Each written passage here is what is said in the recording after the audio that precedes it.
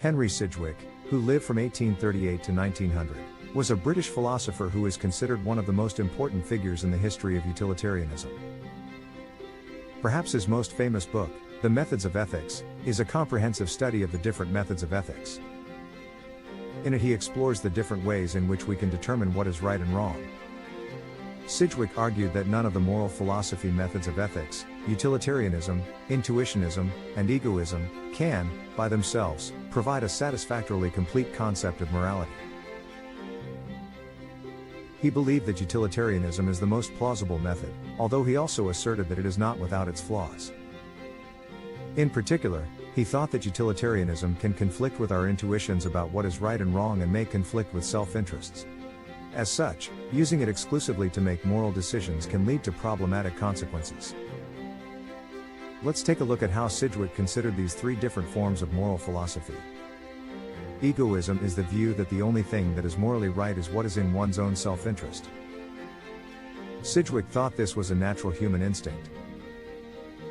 He pointed out that this philosophy was too narrow since it ignored the interest of others and even caused them harm. He thought egoism is ultimately self-defeating, because it leads to conflict between individuals. Intuitionism is the view that there are certain moral truths that we can know by intuition, or direct insight. Sidgwick argued that we do have certain moral intuitions about what is right and wrong. However, he pointed out that these beliefs are not based on reason or self-interest. He thought that while these intuitions were worthwhile to consider, they cannot be used to justify some moral decisions. His argument was that they were too vague and subjective to be a reliable guide to moral action. Utilitarianism is the view that the right moral action is the one that produces the greatest happiness for the greatest number of people. Sidgwick found this idea the most attractive, but he expressed some concerns about it as well. Sidgwick argued that there existed a conflict between our individual self-interest and our impartial concern for the well-being of others. He believed that this conflict cannot be resolved easily. However, we can minimize it by acting on the principle of utility. However, he still saw significant challenges to utilitarianism. Sidgwick disliked the inconsistencies he noticed in Jeremy Bentham and John Stuart Mill's forms of utilitarianism. He didn't think either of them provided a satisfactory response to the questions of self-interest versus general interests. He was especially concerned about the ethics of requiring self-sacrifice to satisfy the need of the many. He believed that this could easily come into conflict with common-sense morality.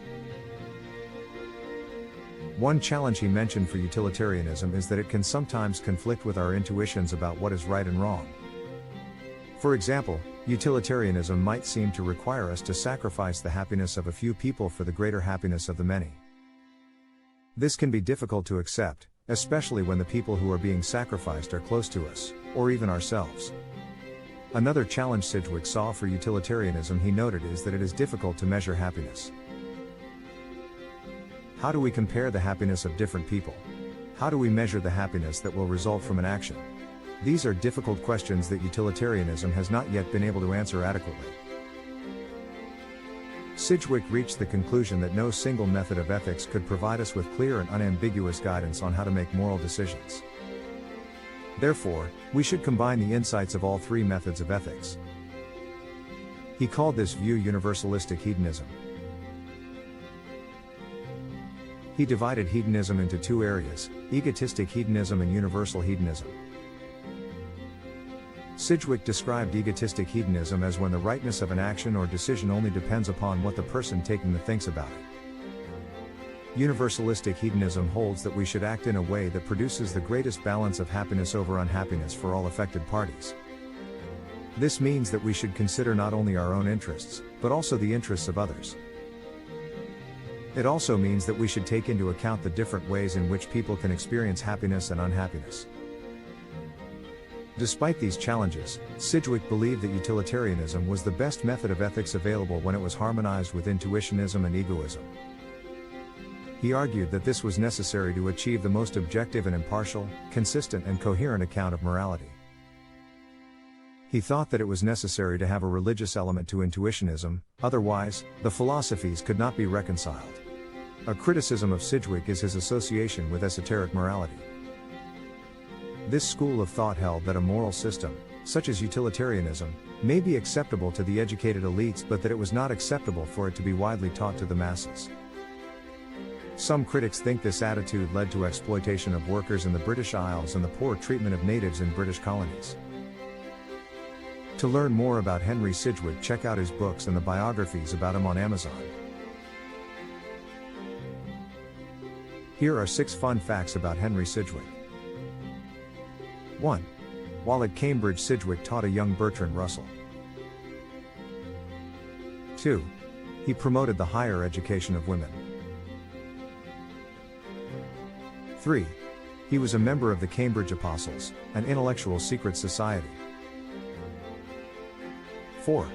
He was one of the founders and first president of the Society for Psychical Research, a paranormal research organization. 5. He was a founder of the British Ethical Society. 6. He played a leading role in the development of the Cambridge Moral Sciences Tripos, one of the first undergraduate programs in moral philosophy in the world. Thanks for watching.